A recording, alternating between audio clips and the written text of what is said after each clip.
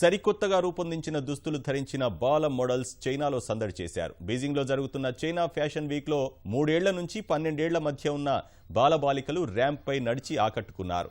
ఎన్నో ఏళ్ల అనుభవం ఉన్న మోడళ్లకు ఏమాత్రం తీసిపోని విధంగా ఈ చిన్నారులు వేసిన అడుగులకు గది మొత్తం చప్పట్లతో హోరెత్తింది. ఎలాంటి భయం లేకుండా ఆత్మవిశ్వాసంతో చిన్నారులు చేసిన ప్రదర్శన చూపర్లను కట్టిపడేసింది.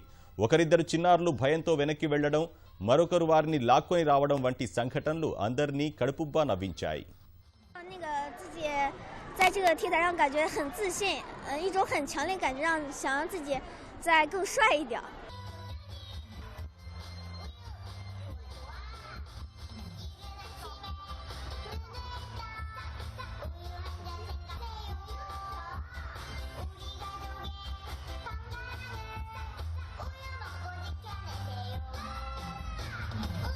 怯场，走在台上的时候，都非常大方，而且很有情，所以